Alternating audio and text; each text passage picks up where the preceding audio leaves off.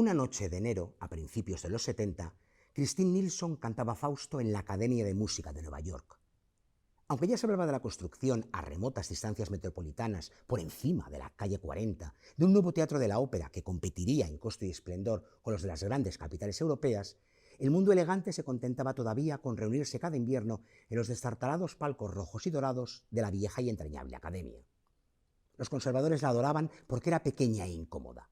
Los sentimentales se aferraban a ella por sus reminiscencias históricas y los menómanos por sus excelentes condiciones acústicas, cualidad siempre tan problemática en las salas construidas para la audición de música. Era el debut de Madame Nilsson aquel invierno, y lo que la prensa diaria había ya aprendido a describir como un público excepcionalmente brillante se había reunido a escucharla, movilizándose por las calles nevadas y resbaladizas en berlinas particulares, espaciosos landos familiares o el más humilde pero también más cómodo coupé Brown. Cuando Newland Archer abrió la puerta de la parte posterior del palco del club, el telón acababa de levantarse, revelando la escena del jardín. No había razón alguna para que el joven no hubiera llegado antes, pues había cenado a las 7, a solas con su madre y su hermana, y se había entretenido después fumando un cigarro en la biblioteca gótica, reluciente de estanterías de nogal negro y sillas orladas de florones, única habitación de la casa donde Mrs. Archer permitía fumar. Pero para empezar, Nueva York era una metrópoli, y perfectamente consciente de que en las metrópolis no se estila llegar temprano a la ópera. Y lo que se estilaba, o no se estilaba, representaba en la Nueva York de Newland Archer un papel tan importante como los inescrutables horrores totémicos que rigieron los destinos de sus antepasados miles de años atrás.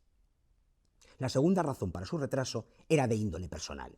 Se había demorado fumándose el cigarro porque era un diletante de corazón, pero aunque hubiera acordado el momento de su llegada con el director de escena, no habría entrado en la academia en un momento más significativo que cuando ella cantaba «Me quiere, no me quiere, me quiere», salpicando los pétalos de margarita en su caída con notas claras como el rocío. Como es natural, ella no decía «me quiere», sino «me ama», pues una inalterable y jamás cuestionada ley del mundo musical exigía que el texto alemán de las óperas francesas cantadas por artistas suecas se tradujera al italiano para la mejor comprensión de públicos de habla inglesa. Para Newland Archer, aquello era tan natural como el resto de las convenciones que modelaban su vida, como el deber de usar 2 cepillos de base de plata con su monograma en esmalte azul para hacerse la raya del pelo, o el de jamás presentarse en sociedad sin una flor, preferentemente una gardenia, en el ojal de la solapa. Esto es mucho más sencillo cuando eres Joan Woodward y te llaman para ser la narradora de la fantástica adaptación cinematográfica dirigida por Martin Scorsese de esta obra maestra, y se queda corto el calificativo, que es La Edad de la Inocencia de Edith Wharton. Pablo Vilaboy, palabras muy mayores, muy altas, la mejor literatura posible. Sí, una de las novelas cumbre de Edith Wharton y a la sazón premio Pulitzer de 1921. Es verdad que era una autora poco conocida, poco leída, al menos en España, pero en gran parte del mundo, como suele ocurrir con las mujeres, por desgracia, y fue Martin Scorsese quien la colocó en el universo, en el imaginario de público de todas las edades. Sí, una vez más, gracias al cine, pues se revitalizó la popularidad de una autora que en su momento, allí por principios del siglo XX, fue una especie de cronista social de las clases pudientes, sobre todo de la alta sociedad neoyorquina, ¿no? Edith Wharton llega a la Edad de la Inocencia 15 años después de otra de sus obras mayores, como es La Casa de la Alegría, y en medio de la Inocencia y La Casa de la Alegría también publicó otra obra espléndida como Ethan Form, y bueno, en medio era una espléndida autora también de relatos de fantasmas, de otro tipo de ensayos, pero digamos que en su época, situados a principios del siglo XX, pues Edith Wharton fue una excelente cronista de este tipo de sociedad. Hubo un autor, ahora mismo no recuerdo el nombre, que decía que Edith Wharton escribía con guantes de seda, pero una vez que se los quitaba había sangre en las manos.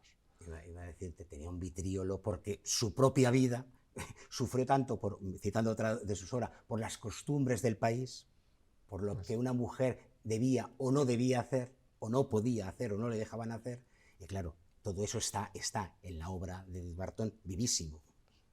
Bueno, de hecho, digamos, por así decirlo, el triángulo amoroso de la Edad de la Inocencia, uno de los personajes fundamentales, como es la condesa Olenska, para quienes hayan visto la película, el personaje interpretado por Michelle Pfeiffer. Será ya de por vida Michelle Pfeiffer. La gran lacra social que sufre este personaje en la sociedad neoyorquina, curiosamente, en Europa no, pero en Nueva York sí, es que es una mujer separada de su marido.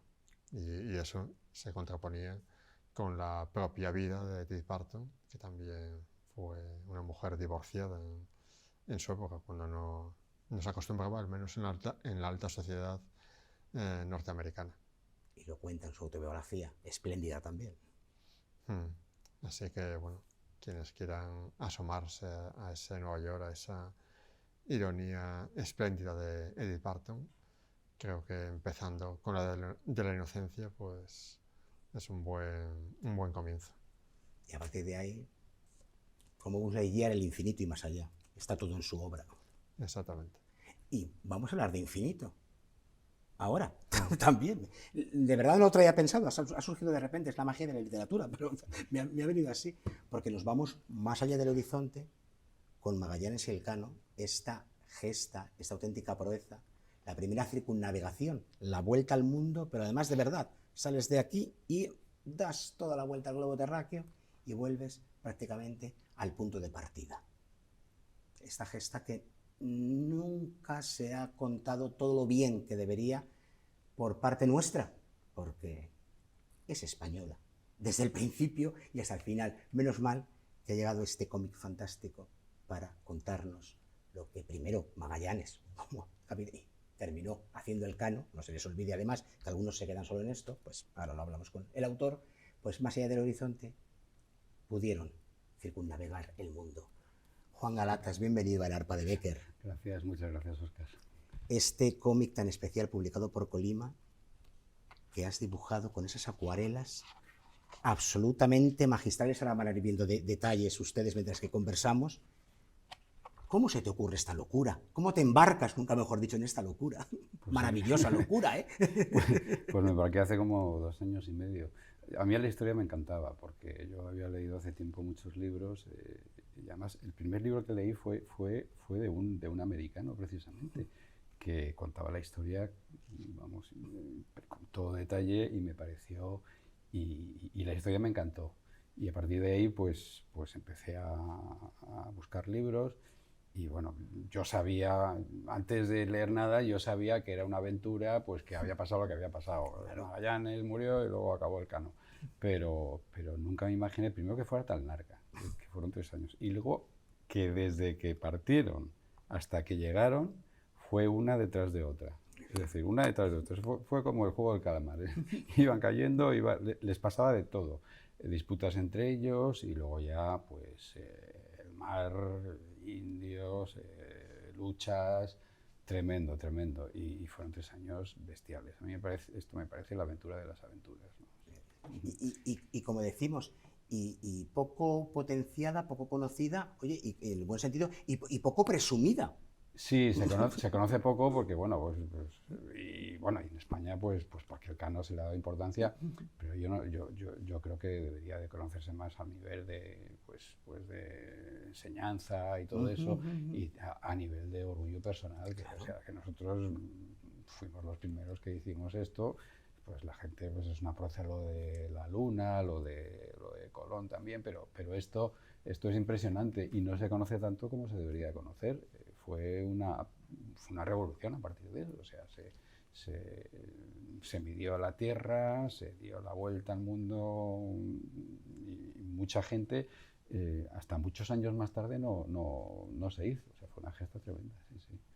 Y además, como muy bien cuentas aquí, que fueron encontrándose 1000 obstáculos, pero los fueron sorteando, porque yo creo que en el fondo lo que alienta esta historia que tú narras magníficamente en acuarela es hacia adelante, O sea, Sí, que, sí. en el momento, sobre todo ya cuando el Cano se hace cargo y te dice, no podemos Sí, retroceder, no, sigamos avanzando. en ningún momento pues, estos dos personajes, Magallanes y Elcano, fue eso. Tuvieron cantidad de problemas, tenían 200 excusas para darse la vuelta, para irse a otro lado.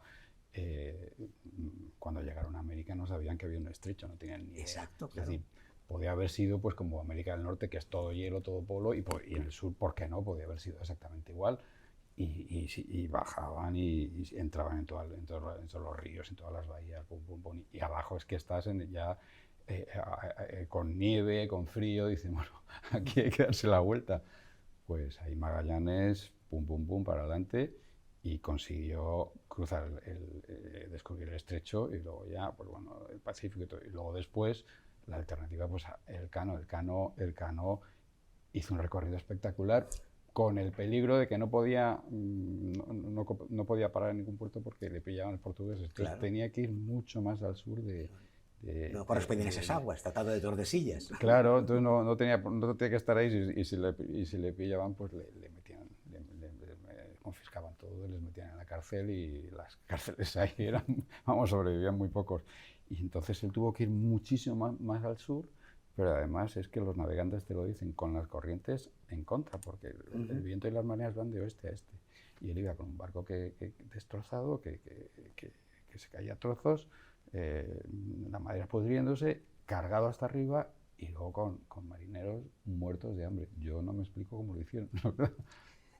Juan, tanta documentación que demuestras y que plasmas magníficamente, pero sobre todo, Sí. digamos, que resumes fenomenal en el Sí. cómic. O sea, tiene que haber sido un trabajo. Sí, trabajo. Y- Sí, madre mía. yo esto cuando lo empecé, pues dije, bueno, voy a contar esto de una manera diferente a un libro. A mí escribir no se me da muy bien, se me da mucho mejor dibujar, y me gusta más y disfruto más dibujando. Entonces, bueno, primero la historia, tenía yo más o menos el guión, y iba haciendo los dibujos, y después ya cuando metía las conversaciones, y sobre todo meto ahí relatos, porque yo me basaba sobre todo, hay muchos libros y libros de aventuras y novelas, pero yo me basaba sobre todo en lo que se había escrito en la época, Sí, sí. porque hay mucha documentación. Entonces yo cogí libros de la época y entonces contrastaba una con otra, y todo lo que ponía era eso. O sea, no me invento nada, o sea, todo es real, todos los nombres son reales, menos dos indígenas que se tenían que inventar, que no sabía. Pero, y entonces ahí pues tuve que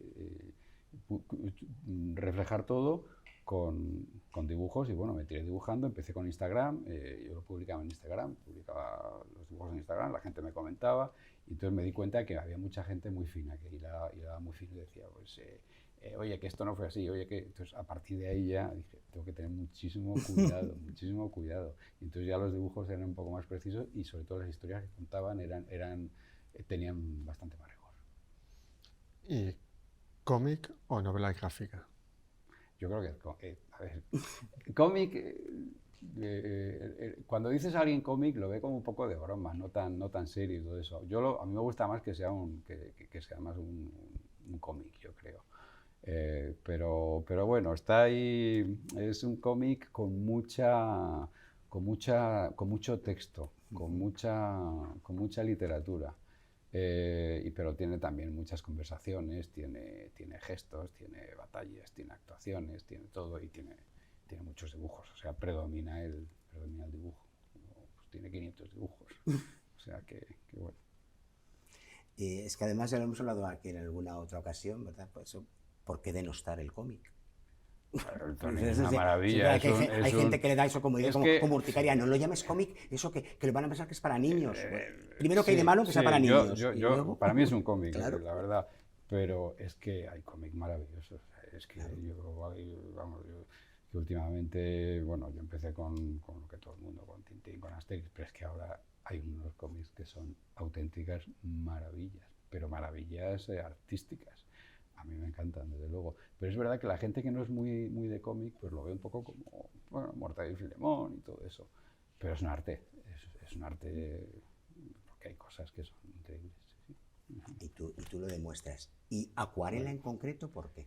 Pues porque porque era lo que mejor se me daba. Yo, por ejemplo, el tema de... O sea, no conocía las artes gráficas en plan Photoshop, ordenador y todo eso.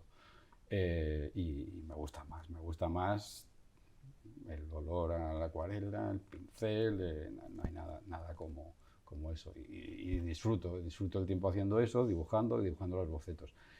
Y luego ya la última parte fue ya lo pasé a Photoshop. Hay muchos otros programas, bueno, yo lo pasé a Photoshop, pero bueno, lo que hice eran fotografías de las acuarelas originales. De las acuarelas originales, y a lo mejor alguna estaba un poco más oscura, pues tuve que uniformar un poco la iluminación.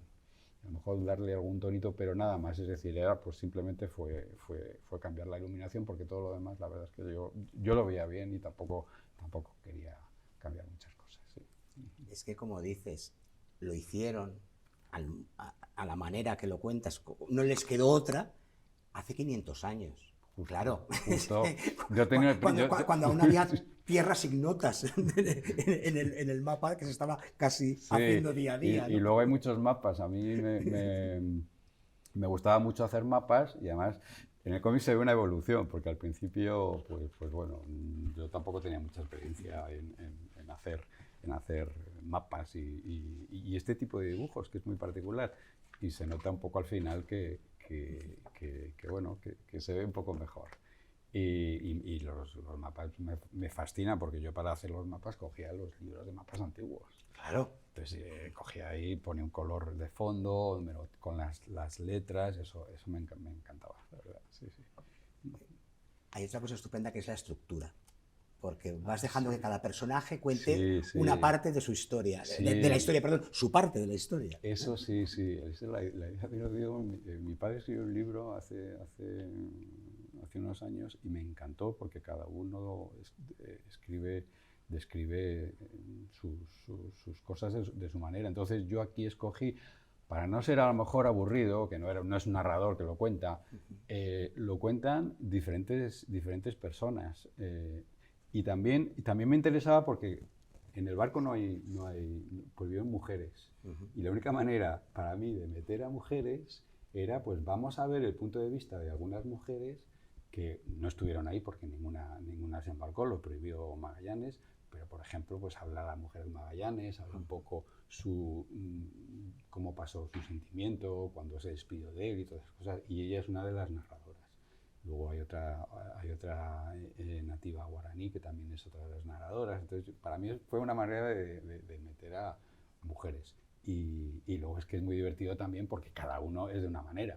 Entonces, cada uno lo cuenta de una manera. Está el soldado, el capitán español, está el Pigafetta, que es el narrador, que es un aristócrata italiano. Todo un personaje. Sí, que además es que, bueno...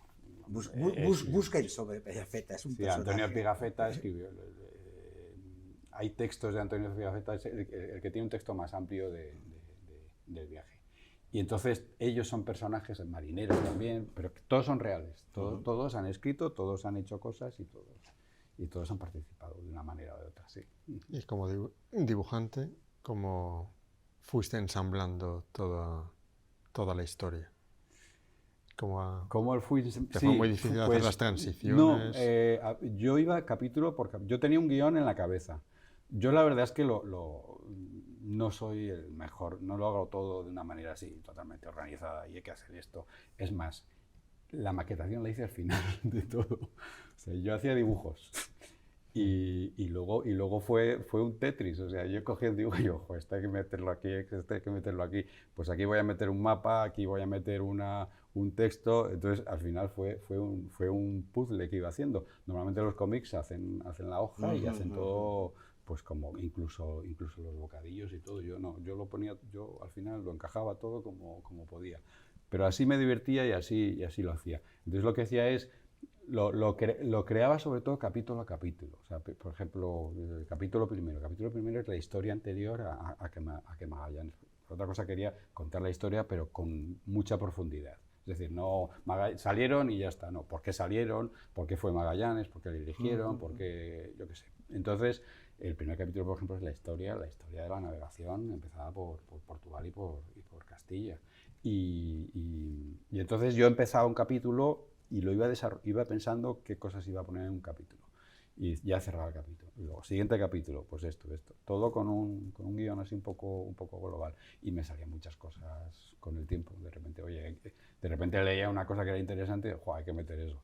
Originalmente iban a ser 55 páginas. O sea, yo al principio dije, van a ser 55. Al final han sido más de 100, porque decía, joder, esto es que es muy interesante, hay que meterlo, el motín, no sé qué, no sé cuántos. Y esta historia que pasó en no sé dónde. Y es que además hay otra cosa que, como se diría en ciertos términos, ¿no? Es una historia coral. Entonces, no ya por cómo tú las has estructurado, es que en sí misma es coral, claro, hay muchos personajes al tiempo, entonces hay mucho que contar. Hay muchos personajes y luego hay muchas aventuras paralelas muy interesantes. Exacto. O sea, el portugués que llegó a Brasil y de repente tenía un hijo que tenía 8 años, eso son cosas o sea, que hay una mezcla de pueblos fascinante. Y luego el otro que se quedó en una isla, que luego le recogieron, eso es lo más divertido. Hay cantidad de historias. Y luego hay una cosa que, por ejemplo, que lo vi al vuelo y luego lo tuve que escribir, que es que cuando llegó Magallanes a la Patagonia, al Río de la Plata, que entonces se llamaba Río de Solís, había habido una expedición anterior de Solís, que se lo comieron los caníbales, pero es que uno de ellos había sobrevivido y luego apareció. Luego apareció en otra siguiente expedición, es decir, que estaba ahí. Hay unas aventuras alucinantes, o sea, para escribir 200 libros. Un mundo todavía para descubrir, menos mal que con lo del 5º centenario parece eso, que empezamos a hablar de verdad de la gesta de Magallanes y Elcano, ¿no? Sí, porque es que además luego hay otra cosa, que es que hay muchos textos que son, o sea, además del de Pigafetta, hay otros textos que es de todos los que fallecieron cada día. Ese texto se trabajó hace como 7 años más o menos y está ahí. Y luego el texto, uno de los buenísimos, es el de Francisco Albo, que se llama El derrotero de Francisco Albo. Todas las mediciones de toda la trayectoria que se hizo en el viaje desde Brasil. Entonces se sabe la trayectoria gracias a este documento. Entonces hay documentos que son auténticas maravillas. Luego relatos que son, y todavía seguro muchas cosas que descubrir. Hay una cosa, por ejemplo, que si se descubre sería alucinante, que sería el diario de Magallanes. El barco de Magallanes no se hundió nunca. La Trinidad lo apresaron los portugueses. Entonces, bueno, puede estar en algún sitio, en alguna biblioteca. Eso sería, vamos, el santo grial. Y de repente abriendo documentos, mirando, y dijera, esto es Magallanes. Firmado Magallanes, no sé qué, sería alucinante. Pues hay muchas razones, Pablo Vilaboy, para devorar y navegar por las páginas de este libro, de este cómic. Sí, y detenerse en cada uno de sus dibujos, que son espléndidos. Es arte en todos los sentidos y encima historia, o sea, qué fantástico. Juan Galatas, gracias por el trabajo, por el esfuerzo y por hacerlo tan cercano y tan fácil de leer y de comprender. Sí, esa es la intención, que vaya a un público diferente. Muchísimas gracias. Y gracias desde luego a Editorial Colina, que ha hecho, como ven, una edición absolutamente espectacular a la altura de la gesta. Pablo Vilaboy, nos embarcamos hoy, nos toca así hacia el ángulo oscuro del salón. Vamos a dar la vuelta al mundo. Con un libro la damos las veces que queramos, ¿verdad? Y además cuando se ha hecho de verdad, eso, cuando es una auténtica historia vivida y vívida, tal y como están las acuarelas de Juan Galatas. Pues nos vamos, navegando alrededor del arpa, vamos a buscar nuevas lecturas en ese ángulo oscuro del salón y muy pronto estaremos de vuelta con ustedes. Gracias.